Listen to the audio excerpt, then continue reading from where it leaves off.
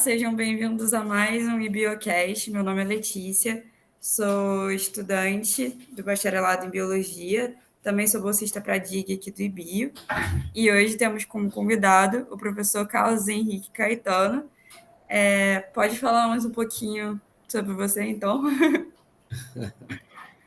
Olá, cumprimentar a todos que estejam assistindo, né? É um prazer, gostaria de agradecer pelo convite, a Letícia, a toda a equipe envolvida, a direção do Instituto de Biociências, né? O professor César Luiz. Eu sou o Carlos Caetano, né? Como a Letícia falou, eu sou biólogo, formado aqui pela Unirio, à época Escola de Ciências Biológicas, que atualmente é Instituto de Biociências, professor do Departamento de Zoologia do IBIO, e já há algum tempo tenho atuado, né, na gestão da universidade, né, em alguns cargos, e atualmente estou na decania do Centro de Ciências Biológicas e da Saúde. Perfeito. Então, para dar início, né, a primeira pergunta seria como foi sua experiência acadêmica na área da biologia e o que te inspirou a seguir nesse caminho? Eu vou começar, então, falando do que foi a inspiração, né? Eu acho que eu vou... Perfeito. Eu nunca fui um estudante muito aplicado, muito dedicado. Hoje, fazendo, né, recapitulando um pouquinho essa minha trajetória, né? Pensando no que a gente chamava à época de segundo grau, hoje ensino médio, era difícil, né? A escola dividir a atenção com uma série de outras coisas que eu estava descobrindo, né? Como jovem, como adolescente, né? E confesso que eu não me dedicava tanto à escola, mas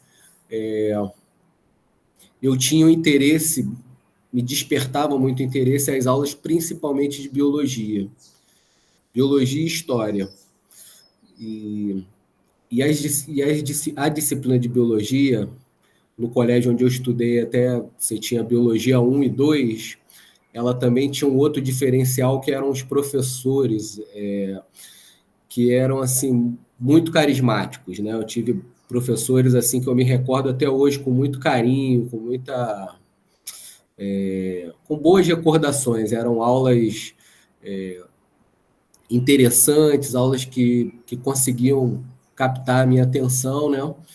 Então, eu tinha um interesse pelo assunto, pela área de ciências e principalmente biologia. Cheguei a pensar, eu sou filho, né, de uma enfermeira, então eu, durante algum tempo, até pensei em algumas carreiras da área de saúde, mas depois eu acabei tomando a decisão de que queria ser professor e professor de biologia, de ciências. Então, assim, foi o que me motivou a fazer a opção, né, na época de fazer o vestibular, né? Não tínhamos o Enem e nem o Sistema de Seleção Unificada, o SISU. O ingresso era por vestibular, e a Unirio tinha o seu vestibular próprio, junto com a Escola Nacional de Ciência e Estatística, o ENSE. E aí eu fiz o vestibular para a Unirio e tive a surpresa depois de ser aprovado, né? Aquelas coisas que às vezes não está escrito no currículo, né? O currículo a gente costuma colocar só a parte exitosa, né? Pois é. Mas quando eu fiz o vestibular e um pouco em sintonia com isso que eu te relatei, né? De não ser um estudante muito aplicado, né? Eu fiquei com uma classificação bem ruim. E aí eu já estava fazendo cursinho pré-vestibular, estava matriculado numa outra instituição, fazendo um curso, me preparando para fazer vestibular novamente, porque eu achava pouquíssimo provável conseguir ingressar naquele ano, mas aí depois eu acabei conseguindo uma vaga para ingresso através do edital de reclassificação. E aí ingressei para a Unirio. O curso de Ciências Biológicas ele só permitiu o ingresso pelo curso de bacharelado em ciências biológicas. Então, isso contrastava um pouco também com o meu desejo inicial, já que o meu intuito era ser professor, né? Mas aí eu falei, não, vou fazer o curso de bacharelado, já que eu consegui ingressar na Unirio. Eu tinha feito vestibular para a UERJ também, mas eu não consegui sucesso, né, na classificação para a UERJ. E depois de terminar o bacharelado, eu faço a licenciatura, que à época existia essa possibilidade. Você fazia o curso de bacharelado e só ingressava no curso de licenciatura como complementação pedagógica. Não tinha o vestibular para acesso direto para o curso de licenciatura. Pelo menos na época que eu fiz, que foi ali em meados de 1994, né? E aí eu ingressei em 1995 na Unirio no curso de graduação. Inclusive, interrompendo rapidinho, muita gente acredita que até hoje dá para fazer isso, né? Eu conheço gente que Sim, até hoje fala que dá para sim. fazer. Dá para fazer, só que hoje o processo é um pouquinho diferente. Você Sim, termina qualquer curso de graduação na Unirio, e aí depois você tem que aguardar a publicação de um edital de vagas ociosas, em que ele permite uma modalidade de acesso que é chamado de revinculação. Então, você sendo portador de um diploma de qualquer outro curso da Unirio, você pode pedir revinculação para cursos que tenham oferecido vagas ociosas nesse edital. Então, eu poderia, né, se a gente voltasse e aplicasse isso para o que aconteceu comigo, eu poderia ter feito o bacharelado, aguardado esse edital de vagas, ter me inscrito e me candidatado à revinculação para o curso de licenciatura. E realmente muitos alunos fazem isso ainda hoje. Eu acho que é algo bastante saudável, né? Eu acho que é bem interessante, principalmente para a biologia, porque aí você fica com a habilitação tanto do bacharelado quanto da se abre mais licenciatura, né? portas, né? Sim, sim. E aí, em 95, quando eu ingresso para o curso de bacharelado, né, em ciências biológicas, o curso também tinha algumas características bem diferentes da atual, né? A Escola de Ciências Biológicas, ela estava localizada no Instituto Biomédico, ali na Avenida Frei Caneca, número 94, no centro do Rio. E o que hoje a gente tem, né, como o Instituto de Biociências era representado por um único departamento, chamado Departamento de Ciências Naturais, que também já teve diferentes configurações, mas na época que eu ingressei, o Departamento de Ciências Naturais, ele era constituído pelos professores da área de Química, Física, Geociências e os biólogos da área de Zoologia, Botânica, tinham alguns oceanógrafos, né? Então, assim, o corpo docente mais específico e que atuava na maior parte das disciplinas do curso estava vinculado a esse único departamento de ciências naturais. As limitações, assim também a situação de laboratórios, era tudo bem diferente do que a gente tem atualmente, né? Tinha algumas restrições, por exemplo, química, a gente não teve aula prática de química porque o laboratório estava sendo construído na época. O professor de química, o meu professor de química já foi o professor Alcides Guarino, que é professor do IBIO até os dias atuais, ainda está conosco, né? Tínhamos uma outra professora de química, Rosane, que depois saiu da Unirio, acho que foi para a UFRJ, continuou sendo docente, mas foi atuar na UFRJ. E, por exemplo, laboratórios de microscopia, a gente tinha um único laboratório que era compartilhado entre as diferentes disciplinas, as várias botânicas, as várias zoologias. Os professores também praticamente não tinham laboratórios de pesquisa. Mas, assim, foi um período muito rico, de muito aprendizado. Eu estava, antes da gente começar a conversar, né, tentando lembrar de algumas coisas que às vezes não estão no currículo também, né, que a gente não põe. Então, assim, a localização no centro eu gostava muito. Era uma localização próxima de algumas bibliotecas públicas, né? Tinha uma biblioteca estadual que ainda existe até hoje, eu acho que foi reformada, e eu acho que se chama Biblioteca Parque, né? Ali perto nas adjacências do Campo de Santana. Sim, E a sim. Biblioteca Nacional, tinha uma livraria que a gente também era quase que aquele passeio, né? Passeio meio de nerd, né? De CDF, que era ir para a livraria Interciência, que a gente olhava os livros que tinham acabado de ser lançados, e aí já ficava sonhando em fazer algumas aquisições, né? Livros mais específicos da área que você gostava, que você tinha mais afinidade. Tinha um posto de atendimento médico, que eu acho que ainda existe até hoje, também na região próxima ali, que é a Praça da Cruz Vermelha. Era o Sim. Henrique Valadares, e o centro de estudos desse posto oferecia vários cursos regularmente, e esses cursos todos eram gratuitos. Eles eram oferecidos por um médico que atuava na parte de análises clínicas, né? Então, teve alguns cursos que eu e outros colegas de turma fizemos nesse PAN. Eram cursos curtos, cursos de 10, 15 horas de carga horária, gratuitos, né? E a gente fazia ali perto da universidade. Então, às vezes, você encaixava o horário do curso no intervalo de uma aula, entre uma aula e outra, né? Então, assim, foi um período com algumas dificuldades do ponto de vista da instituição, da infraestrutura que era oferecida para o curso.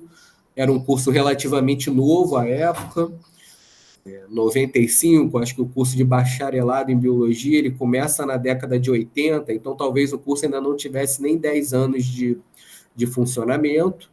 Então, hoje, né, sendo professor e estando na Unirio, acompanhando cursos novos que surgiram e as dificuldades pelas quais eles passam, eu consigo entender que aquilo ali era uma coisa natural, que é uma dificuldade que cursos novos, né, acabam enfrentando mesmo, né?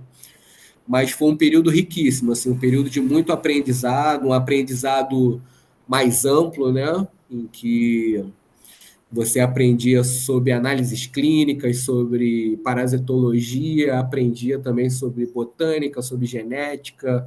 É aquela grade curricular da graduação, né, que é muito mais ampla, mais variada e te permite ter uma formação mais generalista. Então, foi um período muito rico.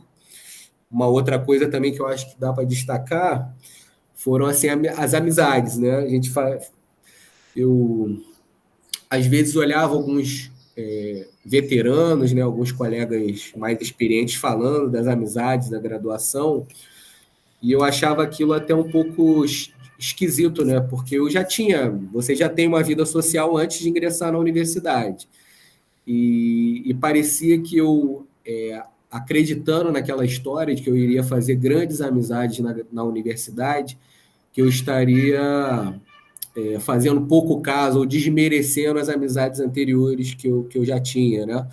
Mas realmente foi uma verdade, assim, eu fiz, né, foi um período muito rico também de interação social, né?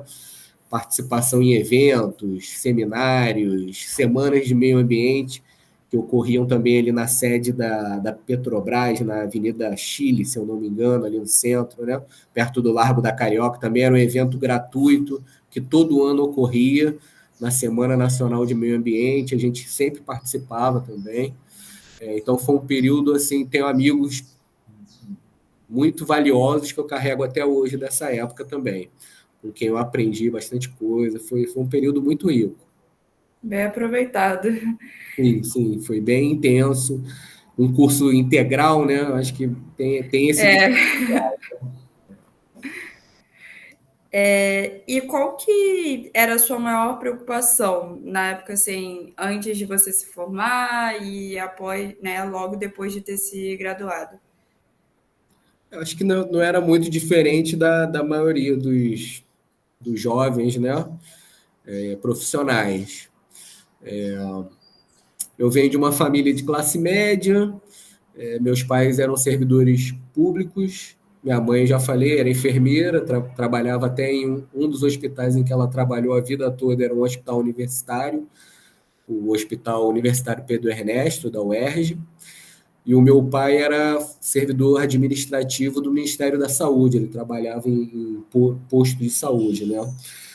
Então, assim, a minha vida não era uma vida das mais difíceis, eu acho que eu tive alguns privilégios de poder trabalhar, me dedicar, né, de não precisar trabalhar, poder me dedicar aos estudos,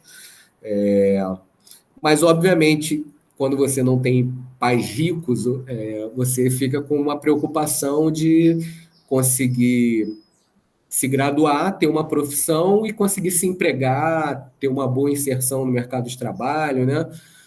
Chega aquele momento também que você já, por melhor que seja a sua relação com seus pais, você seja tratado na casa dos seus pais, você já quer buscar o seu espaço também, né? E, e também teve um aspecto um pouquinho peculiar na minha trajetória, que eu fui pai muito cedo. Então, para adicionar um pouquinho mais de emoção nessa história, eu, aos 20 anos, tive minha filha, né? Meu primeiro filho, uma menina, e aí isso trouxe um ingrediente ainda maior, um pouco de cobrança, de preocupação nesse sentido. Porque aí agora eu tinha não só a preocupação da minha subsistência, da minha vida própria, independente dos meus pais, mas eu tinha também que garantir a sobrevivência de alguém que dependia de mim, né? Pelo menos em parte.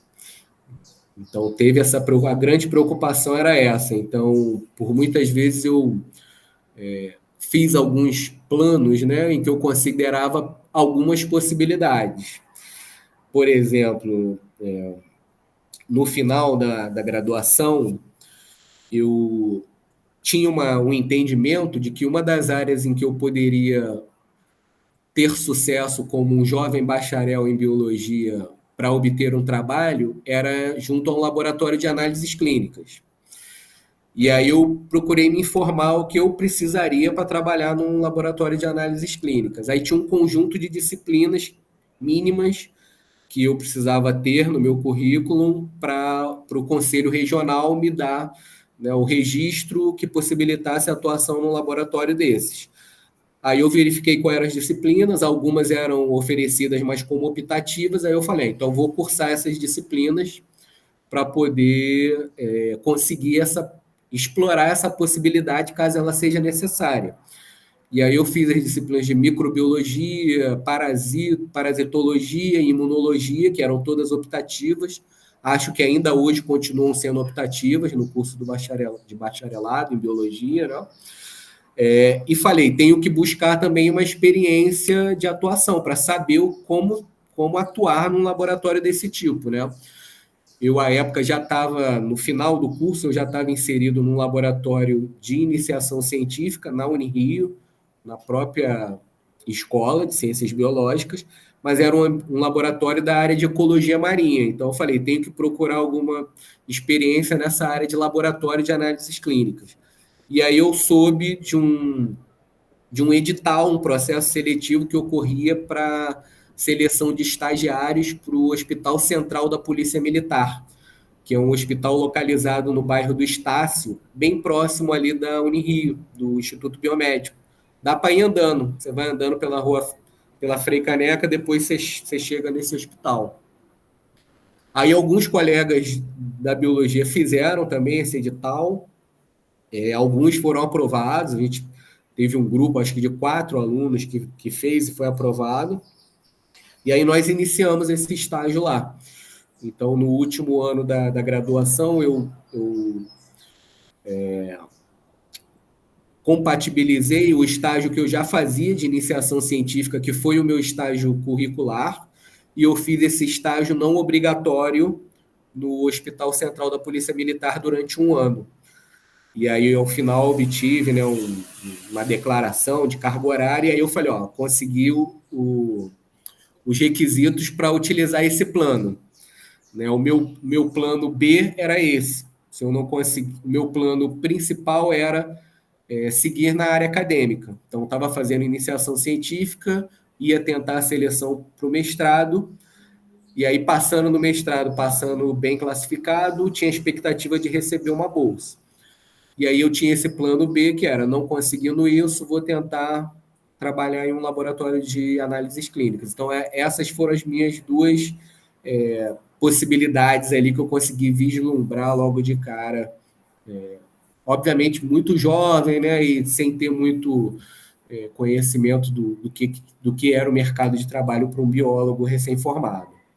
Acho que quem vem dessa realidade, né, sempre eu me identifico com isso, né, em relação a isso de ter essa, ainda mais agora que eu estou terminando a faculdade, de meu Deus, o que, que vai ser daqui para frente? Será que vai dar certo? É sempre uma preocupação. Sim, Mas é sim, muito bom ouvir e ver que deu certo. sim, Ao longo desse ano eu tenho aprendido muito nesse podcast. Tem me dado sim. esperanças. Eu acho que esse podcast ele pode ter essa uma dos benefícios dessa iniciativa, eu acho que pode ser exatamente essa, né, para mostrar para quem está jovem ainda e começando, que às vezes nos conhece, né, fala, pô, o Caetano, aí fala, pô, o cara agora, né, tá aí, é Fica muito professor, tem o distante, né? laboratório dele, aí acha que a gente já se graduou e já ganhou, já saiu nessa situação. Não, teve um caminho a trilhar, teve algumas pedras aí no meio do caminho, mas Acaba que a tem gente como fica dar muito certo no final. imediatista, né? A gente acha que Sim, tem que ser tudo para ontem, mas tem muita coisa para caminhar ainda. sim, sim. Agora, indo mais para o seu período de pós-graduação, né? É, como que foi esse período? Fala um pouco mais, né, sobre suas experiências que teve na UFRJ, na UERJ e no pós-doutorado, né? Falar com Sim, um completo, né, sobre tudo da pós-graduação. sim. Pós-graduação, como eu te disse, era o meu desejo principal, era o plano A. A minha prioridade número um era essa. E ela se encaixava com aquele anseio inicial que eu te relatei, o desejo de ser professor. Então, eu compreendi que se eu seguisse na área acadêmica, eu poderia, ao final, e isso também sempre foi apresentado para mim, né, era a realidade que eu enxergava, e os meus orientadores sempre falavam isso, ó, você só vai pensar em emprego depois que tiver o doutorado, não tem jeito, na área de ciências biológicas, na biologia é assim. Mesmo aquela época já era assim, né? Talvez gerações anteriores não tivessem essa mesma realidade, mas a partir da década ali de 90 já era essa a realidade. Então, eu tinha que buscar pós-graduação, e novamente, né, eu gosto de fazer esse paralelo com a situação que a gente tem atual, no IBIO, na Unirio. Eu desenvolvia a iniciação científica, o trabalho, a pesquisa que eu participava, ela era toda dentro da Unirio, sob a orientação de uma professora chamada Valéria Gomes Veloso, que, né, infelizmente já é falecida, não está mais conosco, mas ela tinha um laboratório, era um laboratório que era compartilhado entre 4 professores, e que era um laboratório também que tinha uma configuração um pouco diferente. Era um grupo de 4 professores da área marinha que tinha um laboratório que ficava aqui já na Urca, ali onde é a reitoria, no campus 296, onde fica a reitoria, a escola de nutrição e a escola de enfermagem. Tinha um espaço, uma sala relativamente ampla, em que foi montado um laboratório para esses 4 professores. Tá? Isso foi obtido, eu não tenho assim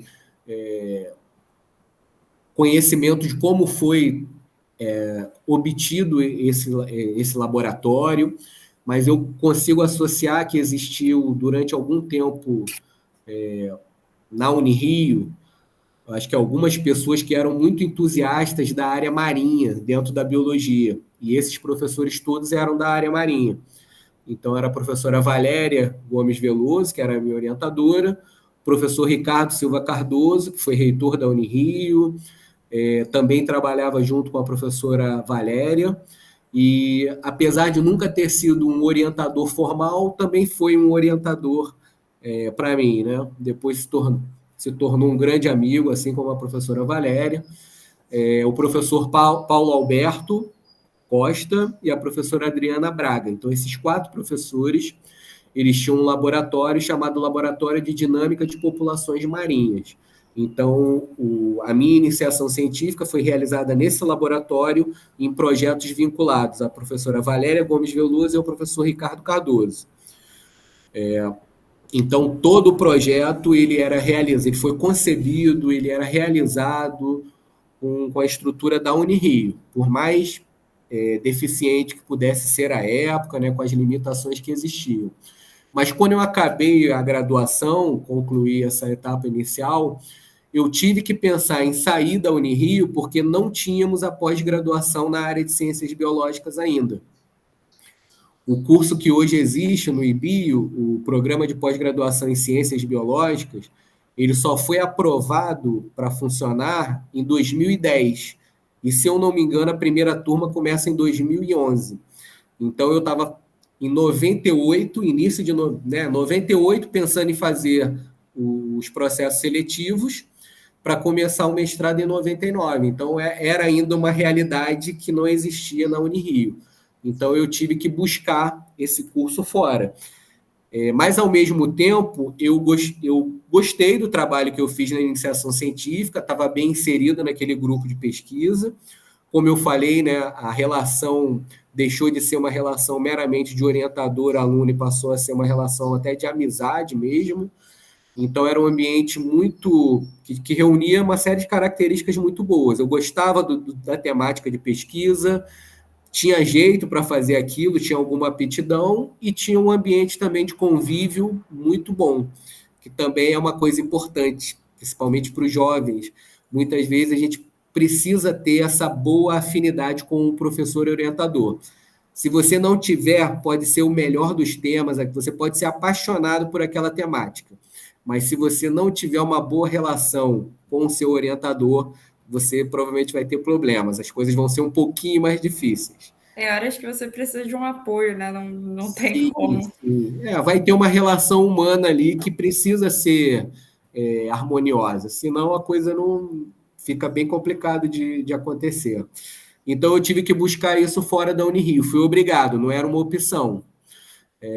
Então, tinha alguns programas de pós-graduação que eu poderia ter feito à época, mas pensando também nas características da minha formação, eu julguei que eu era mais preparado para fazer a seleção para o Museu Nacional, para o programa de pós-graduação em zoologia do Museu Nacional.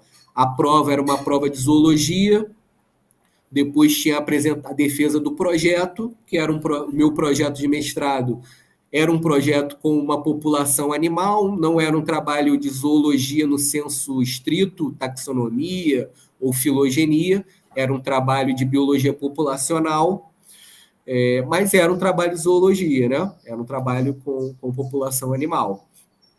Então, eu considerava que eu tinha um perfil, condições, né, de formação que me permitiriam ter maior sucesso na seleção para o mestrado em zoologia no Museu Nacional.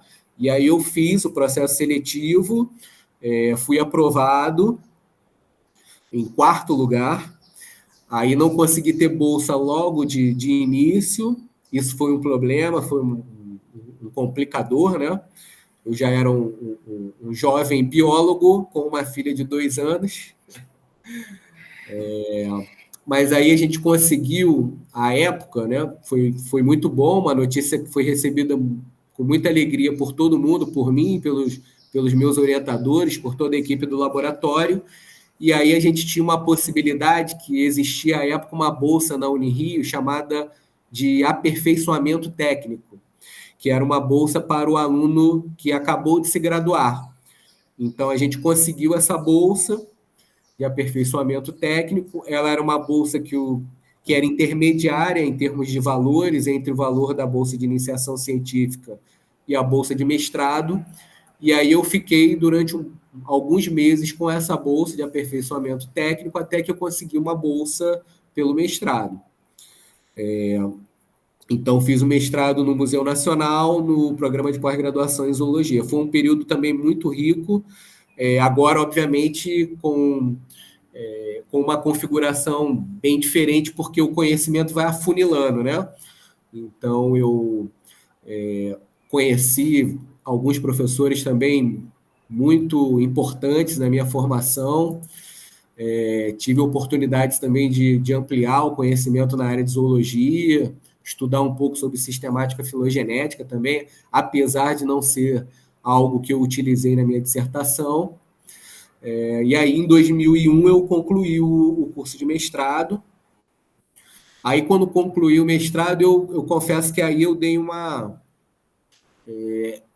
eu já não consegui planejar tão bem a continuidade do mestrado para o doutorado. Como eu disse antes, eu já tinha esse plano de seguir na área acadêmica, mas ao longo da trajetória, principalmente quando as coisas ficavam um pouquinho mais difíceis, você se questiona, né? Você reavalia os seus planos, né? E em alguns momentos eu até cheguei a considerar outras possibilidades, aí fiz alguns concursos, porque durante o mestrado, no segundo ano de mestrado, eu fiz o reingresso na Unirio para fazer o curso de licenciatura. Então, quando eu terminei o mestrado, eu tinha terminado o mestrado e tinha terminado a licenciatura. Então, eu tinha o título de bacharel, licenciado e era mestre também. Então, eu comecei a fazer alguns concursos para atuar no magistério da rede pública municipal, estadual, né? Fiz para alguns municípios também próximos aqui dentro do estado do Rio mesmo, né? E aí, nesse intervalo de tempo em que eu ainda não estava com um projeto de mestrado consolidado, nada muito definido, surgiu uma possibilidade de trabalhar num projeto, um projeto que era um projeto de abrangência nacional, chamado Reviser. Essa sigla, Reviser, ela fazia menção ao nome do projeto, que eu acho que era Programa de Avaliação dos Recursos Biológicos na Zona Econômica Exclusiva do Brasil, porque o Brasil era signatário de um acordo da ONU em que ele assumiu um compromisso de fazer um levantamento do potencial dos recursos biológicos existentes em toda a sua costa ao longo dessa zona econômica exclusiva, que eu não me recordo bem quais eram os limites dessa zona econômica exclusiva, mas ela era um trecho da costa marinha do Brasil, em que o Brasil tinha assinado esse documento em que ele se comprometia a fazer esse levantamento para ele poder manter a soberania sobre essa região. Se ele não cumprisse esse pactuado, ele poderia ter essa soberania comprometida. Então, esse projeto foi um projeto de âmbito nacional, com muito investimento do governo federal e de agências de fomento também locais, né, regionais, e eu tive a possibilidade de participar desse projeto, né, lá na UFRJ, no laboratório vinculado ao UFRJ. Aí eu tive que não dizer adeus ao Laboratório de Dinâmica de Populações Marinhas da Unirio, mas eu comecei a dividir um pouco o meu tempo entre os dois laboratórios, mas eu comecei a ficar muito na UFRJ, trabalhando nesse projeto Reviser, junto ao Laboratório de Malacologia. Malacologia é a especialidade dentro da zoologia que trata do estudo dos moluscos, né? Dos caramujos, caracóis, mariscos, mexilhões e polvos e lulas, né? Então, aí que começou também a minha ligação com os moluscos, né? Que depois foi algo que eu acabei desenvolvendo no doutorado. Essa bolsa era uma bolsa do CNPq chamada de Bolsa DTI, Bolsa de Desenvolvimento Tecnológico e Industrial. Essa bolsa ela tinha também um valor que era correspondente à tua formação. Então, você poderia ter essa bolsa e ser um aluno só graduado? Poderia, mas o valor era X. Se você fosse bolsista com mestrado, o valor da bolsa era 2x. Se você fosse doutor, o valor da bolsa era 3x. Por aí vai, né? Então, eu atuei com essa bolsa junto ao laboratório de malacologia na UFRJ durante 2 anos. E aí, durante esses 2 anos, eu tive a oportunidade, né, o trabalho que me cabia relacionado a esse projeto era fazer a triagem de todo o material que havia sido coletado de moluscos. Então, as expedições oceanográficas foram realizadas, os materiais foram coletados, houve uma primeira triagem por grandes grupos e tudo que era de moluscos foi para esse laboratório, no qual eu passei a me integrar, e aí eu era responsável por, dentro dos moluscos, fazer uma triagem mais específica, separando os animais em espécies, fazer a identificação desse material e incorporar esse material à coleção científica que existia no laboratório. E aí, durante esse período de 2 anos, né, eu aprendi muito, tive que estudar muito sobre essa parte de taxonomia, de moluscos marinhos, né, de diferentes grupos, gastrópodos, bivalves, escafópodos, poliplacófodos. Cefalópodes apareciam nas amostras com menor frequência, mas apareciam também. E aí eu comecei a desenvolver interesse por um grupo em específico que apresentava um material bem representativo, e era um material que não era muito comum nas coleções que a gente tinha pelo Brasil, né? Não só as do laboratório do Instituto de Biologia da UFRJ, como também a coleção de moluscos do Museu Nacional, que eram os escafópoda. E aí começou a surgir a ideia, pô, por que a gente não faz, então, né, por que eu não desenvolvo uma tese de doutorado com esse material, com uma revisão taxonômica dos escafópoda do Brasil, e que esse material do programa Revisê, por si só, já vai garantir uma boa tese. E aí veio essa ideia e a gente pensou, beleza, dá para fazer uma tese, mas novamente vem aquela questão, para qual programa você vai prestar, para qual programa você vai ingressar e vai fazer o curso, né?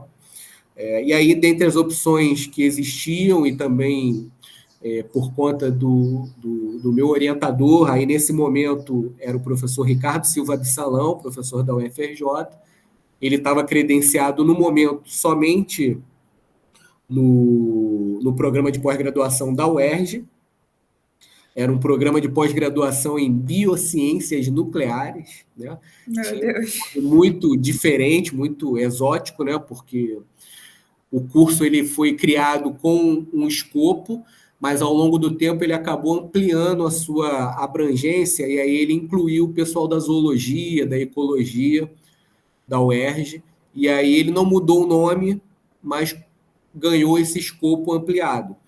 E aí eu fiz a seleção para esse programa de pós-graduação em 2003, e aí tive também a alegria de ter sido aprovado, classificado. E aí fiz o doutorado por lá, né?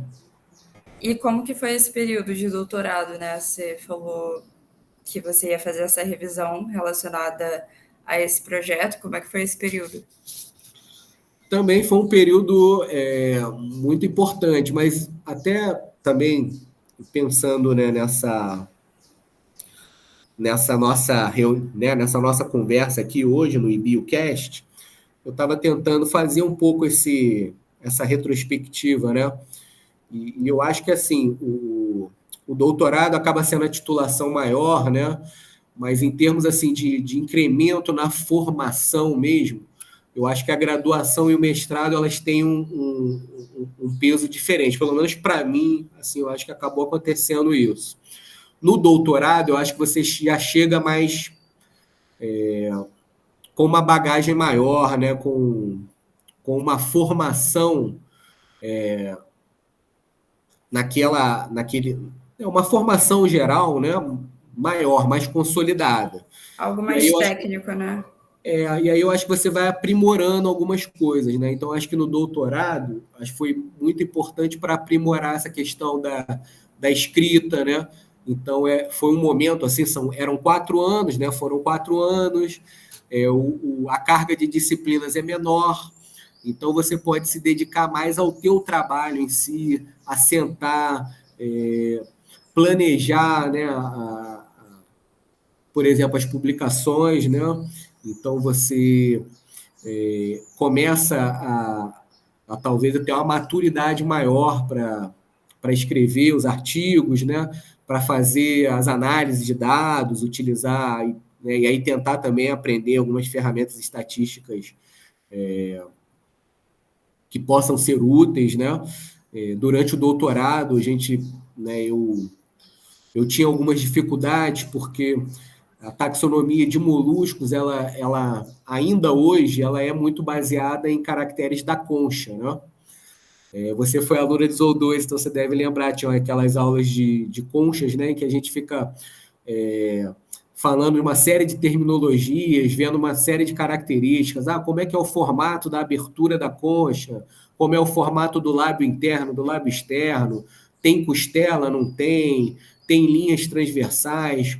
Qual o número de voltas da concha? Então, são muitas características que são utilizadas para taxonomia baseadas na concha.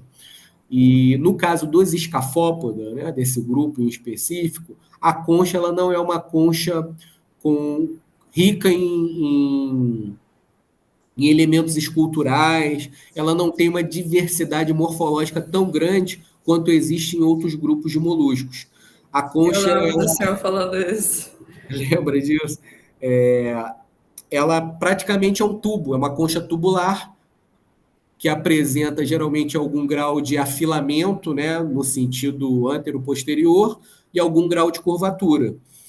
Então, para fazer uma caracterização de maneira objetiva entre as espécies é um desafio grande.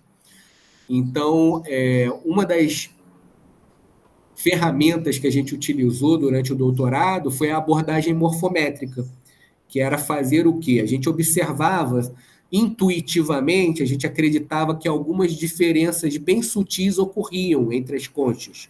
E aí a gente conseguia intuitivamente separar as espécies. Mas a gente precisava, né, ciência, né? Então a gente precisava mostrar aquilo de uma maneira clara, objetiva. Então, digamos que a nossa hipótese de trabalho era que existiam várias espécies onde as pessoas reconheciam apenas uma. Então, uma das ferramentas que a gente utilizou foi a morfometria, que aí eu sentava, olhava na lupa várias conchas. Quando eram conchas maiores, eu podia fazer a olho nu, com auxílio de um paquímetro, tirava algumas medidas da concha, comprimento, largura, diâmetro das aberturas, né? Porque essa concha tubular ela tem 2 aberturas em cada uma das extremidades. Às vezes a gente expressava também o grau de curvatura da concha e utilizava esse conjunto de medidas para fazer algumas análises estatísticas, né? E aí conseguir ter um modelo matemático que dava suporte para essa separação que a gente fazia de maneira meio que intuitiva. Tá? Então, eu acho que no doutorado aconteceu isso. Eu acho que é um momento que você consolida toda aquela bagagem, aquele acúmulo de conhecimento que você pôde fazer durante a graduação e durante o mestrado. Tá? Pelo menos eu percebi dessa forma. Então, assim, durante o período do doutorado foi um período muito produtivo, assim, eu publiquei bastante. Quando eu defendi a minha tese, eu tinha publicado, sei lá, uns 4 artigos já, e até falo isso às vezes brincando com alguns alunos, quando eu participo também de algumas bancas, né? Apesar de ter esses 4 artigos, a minha tese eu não fiz em formato de cada capítulo é um artigo. Eu publiquei os artigos, mas eu tinha vontade, né? E eu acho que isso tem a ver com o meu perfil de gostar da área, de ser acadêmico, porque eu gosto realmente da área, né? Então eu queria escrever uma tese à moda antiga, um trabalho com a cara de tese.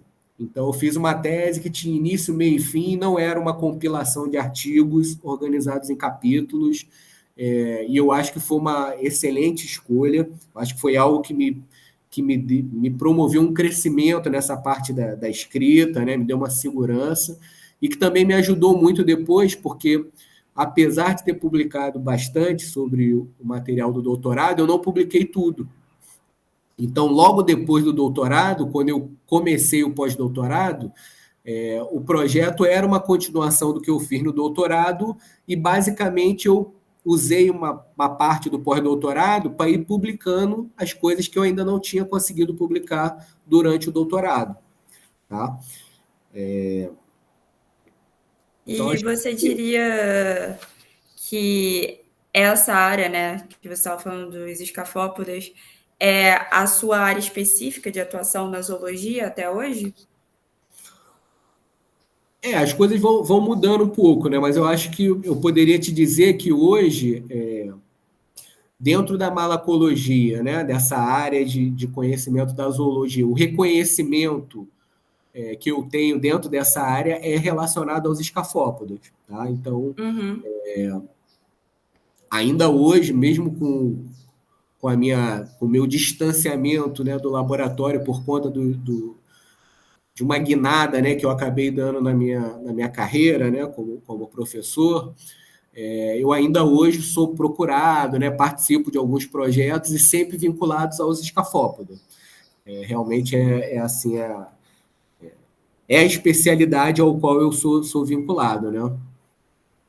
Outras atuações, outras coisas, sim, né? Como eu trabalhei com a parte de biologia populacional durante o mestrado, as técnicas de biologia, né, as abordagens de biologia populacional, você pode aplicar para qualquer grupo taxônico, né? Seja qual for o taxon, moluscos, crustáceos, anelídeos, ou até plantas e qualquer outro tipo de organismo, né?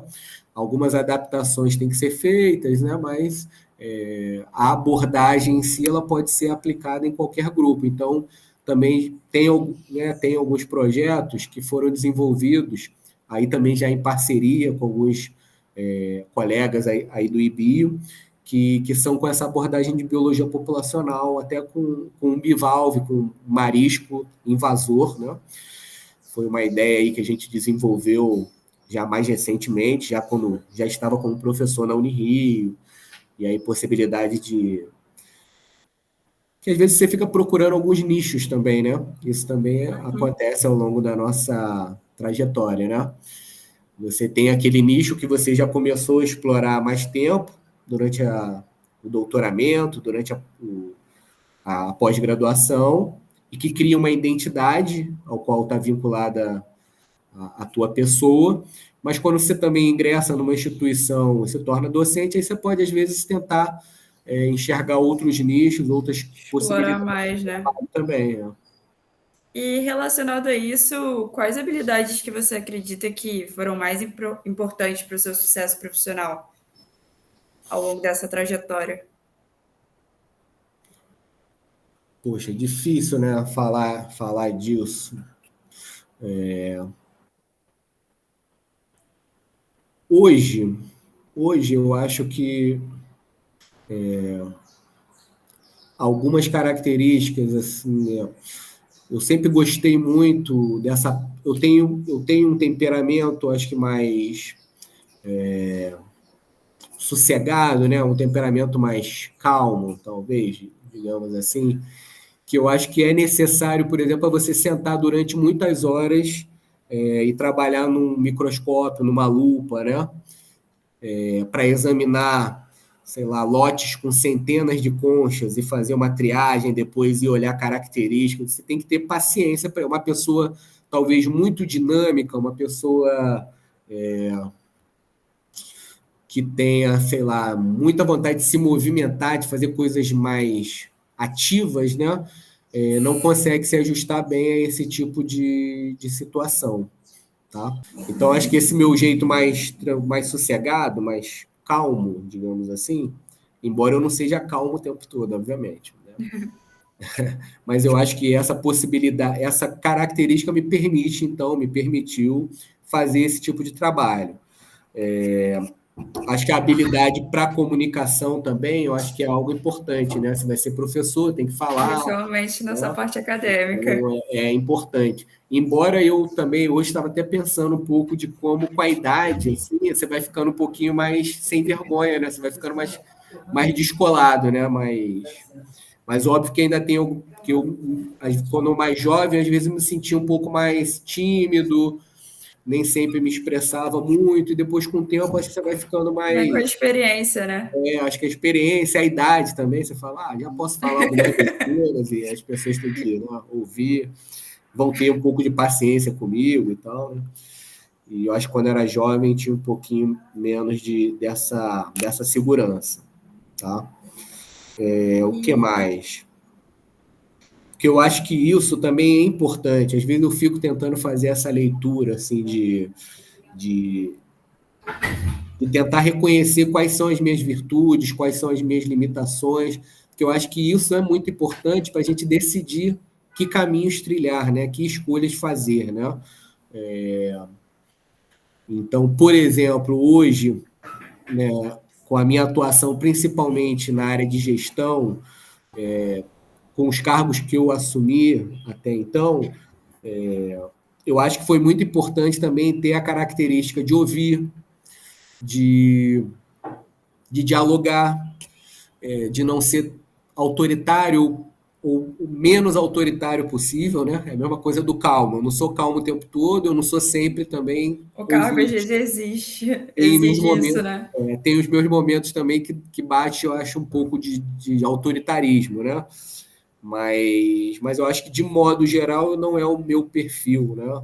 Então, eu acho que talvez esse perfil se encaixe bem com esse tipo de posição, porque muitas vezes o que você tem que fazer como gestor é mediação de conflito, né? Às vezes eu, né, cansei de receber aluno, professor, que estava super insatisfeito com alguma questão e que queria muitas vezes sentar e desabafar, ser ouvido. Aí você ouve a pessoa, tenta pensar junto com ela, enxerga outras possibilidades, mostra que está interessado em buscar uma solução, busca essa solução. Às vezes você nem consegue resolver, mas eu acho que passar por esse processo todo já traz algum alento para aquela outra pessoa, sabe? Então eu acho que são características que eu consigo hoje me convencer de que realmente eu tenho e que me favoreceram para a minha trajetória profissional até aqui. E eu acho que esse exercício é fundamental, né? Eu tenho, como eu falei, né? Eu falei que fui pai muito cedo, eu tenho uma filha de 27 anos, ela é bióloga, se formou também na Unirio, também está seguindo pela área acadêmica, Legal. está fazendo doutorado agora, e eu tenho um menino, né? Um jovem de 13 anos, que também ainda está naquela fase de muitas descobertas, né? Hoje, conversando com ele hoje, ele quer ser jogador de futebol, que é uma coisa que muitos de nós, enquanto jovens, né, pensamos em fazer. E aí, como orientá-lo, o que falar para ele, né? Passa muita coisa pela cabeça. E aí, sempre o que eu tento passar é que ele tem que buscar aquilo que ele gosta de fazer, buscar aquilo que ele consiga fazer bem, né? Então, ele ter esse autoconhecimento de saber o que ele gosta, o que ele consegue fazer de maneira prazerosa, mas fazer bem também, né? O que ele faz, o que ele tem habilidade para fazer, porque é isso que tem que basear as nossas escolhas, né? Eu tenho pensado cada vez mais assim. Com certeza. E fazendo um link, né, disso que você falou da área da gestão, como é que tem sido, né, você não sair, mas migrar dessa área como professor para agora um gestor? Como que tem sido essa experiência? Novamente, assim, tem sido uma experiência muito rica, muito boa, que tem me permitido aprender muita coisa, né? Conhecer, né? Por mais que eu fui aluno da Unirio, né? Estou participando da história, de uma parte da história da biologia da Unirio, né? Desde 1995. Então, quando eu me tornei professor, quando eu consegui ingressar, né, para a carreira de professor na Unirio, aquilo me trouxe, de certa maneira, um conforto, porque eu pensava, conheço as pessoas, você colega agora dos meus professores, né, pessoas que eu admirava, que foram inspiradoras. Eu achava que eu conhecia bem a Unirio. E aí, depois, ao assumir essas funções, eu fui vendo que não, talvez eu conhecesse um pouquinho melhor a biologia, né? Mas tinha todo um conjunto da universidade que eu desconhecia. E, e até algumas coisas também que passavam, né, que perpassavam pela minha vivência na Unirio, na minha vivência inicial como estudante, depois como um professor recém-ingressante, que eu também não dava, talvez eu não conseguia ter a mesma visão, reconhecer a mesma importância, né? Por exemplo, a atividade de representação discente, né? O papel dos diretórios acadêmicos, dos centros acadêmicos. Quando eu fui estudante, eu fui um estudante muito ausente, não participei dos diretórios, já era o diretório acadêmico Chico Mendes, mas eu tinha amigos que atuavam no diretório, mas eu não, na hora de fazer as minhas escolhas eu tive que priorizar outras coisas e não contribuir com o diretório em nada, em momento nenhum. Hoje eu percebo quanto é importante a atuação do diretório acadêmico, da representação discente, para a organização dos eventos, né? A Semana de Biologia, que é um evento tradicional tão importante para a área de ciências biológicas, para o Instituto de Biociências, né? O quanto os alunos que se envolvem com aquilo, eles aprendem também, já ganham uma maturidade, né, em termos de organização de evento, que eu só fui adquirir quando eu já era professor, já tinha obtido doutorado, já estava como professor na Unirio e nunca tinha organizado um evento, nem participado da organização de um evento. A questão das reformas curriculares, né?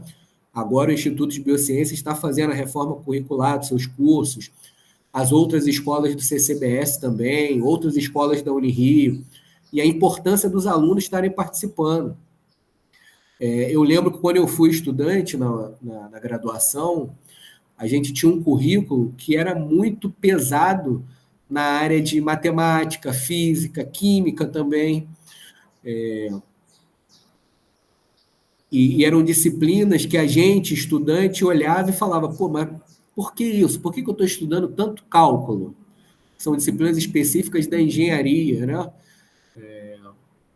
Então, acho que essas coisas foram mudando com o tempo, foram ganhando um outro,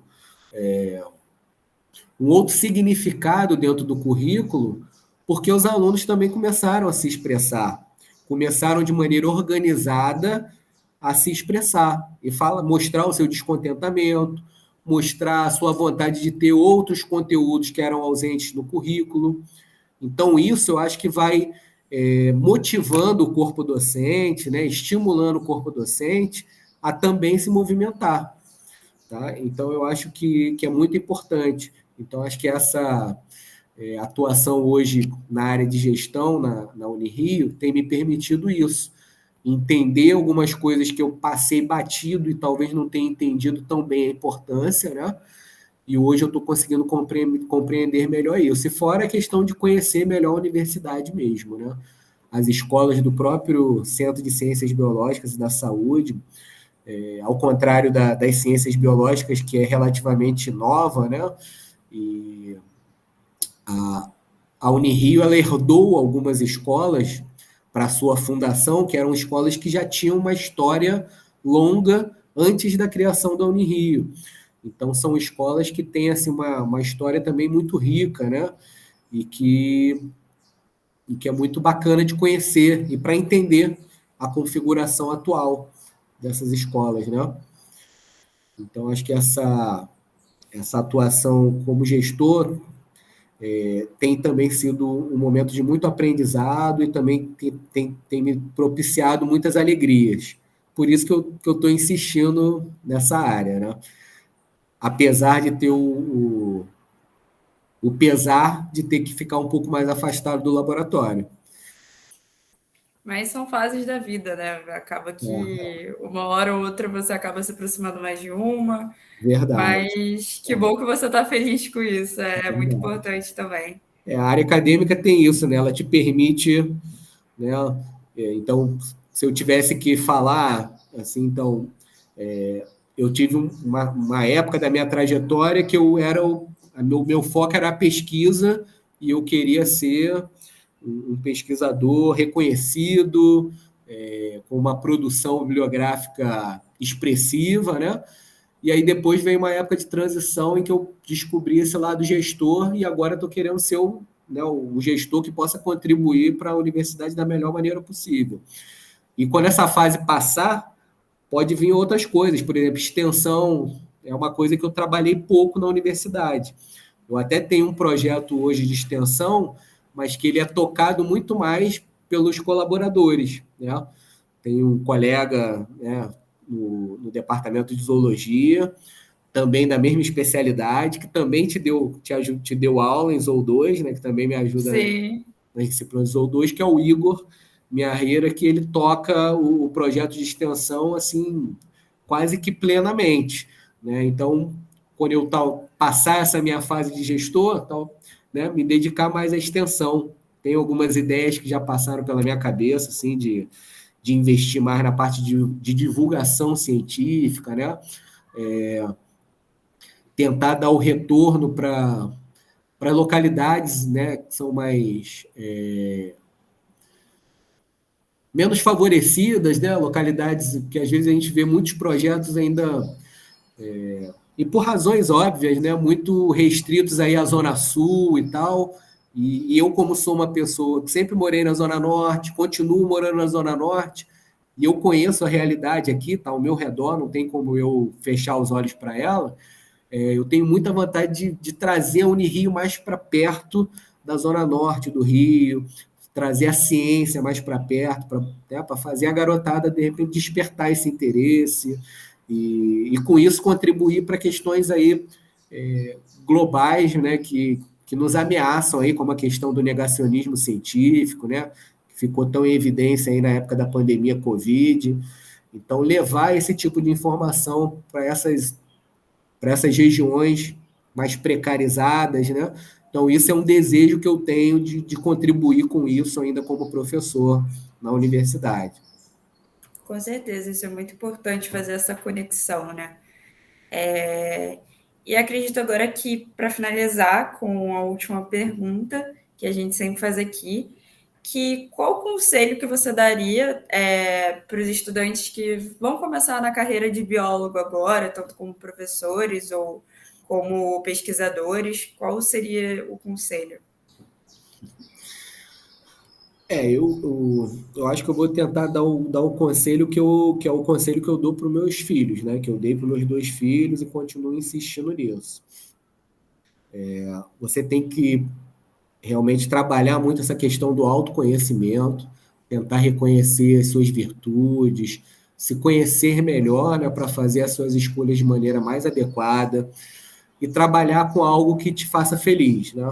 Se você estiver trabalhando com algo que te deixa feliz, que te dá prazer, você vai sair de casa motivado para fazer aquilo, você vai enfrentar as dificuldades de uma maneira mais robusta. Né? Você vai pegar um ônibus cheio, vai de repente ficar com fome até mais tarde, ao invés de comer, né, a comida que você teria em casa, você vai fazer um lanche é, meio improvisado na rua, porque é o que a tua grana curta possibilita, mas você vai estar feliz, você vai estar realizado. Então, acho que esse é o grande conselho, aproveitar ao máximo as oportunidades, né? A universidade pública, ela permite, né? Ela te propicia algumas oportunidades. A gente tem, né, hoje programas aí de incentivo, bolsas de diferentes modalidades. A situação é difícil, o mundo mudou, né? Não dá para também querer dizer que vocês não vão ter que enfrentar adversidades, seja quem for,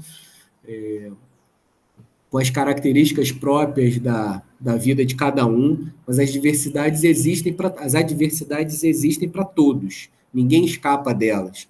Às vezes a gente também pensa nisso, né? A gente olha o outro e fala, para ele tudo é mais fácil, para mim é mais difícil, mas essa tua interpretação pode estar equivocada. Então tenta não fazer muito esse julgamento, tenta focar mais em você mesmo, né? E, e tendo essa certeza das opções, ou pelo menos uma segurança maior, né, das opções que você está fazendo, eu acho que você consegue estar fortalecido para seguir adiante. Aproveita as oportunidades, estuda, tenta aprender ao máximo, porque, como eu falei antes, eu faço esse, essa retrospectiva e, sem dúvida alguma, a graduação e o mestrado foram os momentos assim de maior aprendizado. O doutorado foi mais para consolidar esse volume de conhecimento que eu já tinha acumulado até então. Perfeito, muito obrigada. Gostaria de agradecer a sua presença no podcast. Realmente, cada episódio eu falo que eu aprendo cada vez mais. Eu acho que todos deveriam escutar, porque para mim, pelo menos, tem sido muito importante. Então, esse foi o último episódio do ano e fechando aqui com chave de ouro. Muito obrigada, professor. Ah, eu que, Agora, eu que agradeço novamente pelo convite. Foi um prazer, né, até mesmo fazer essa retrospectiva. Isso eu achei muito positivo. Então, assim, estou à disposição. Já prometi ao professor César de encaminhar para ele uma listagem de alguns colegas que a gente ainda mantém contato, né? Ex-alunos também, e que estão em outros caminhos aí diferentes da biologia. Tá? Então, eu acho que essa iniciativa é muito bacana. Eu acho que foi uma grande sacada da direção do IBIO, a criação do IBIOcast, e fiquei muito feliz de participar. Tá? muito obrigada, viu? Tchau, tchau. Tchau, tchau. Um grande abraço.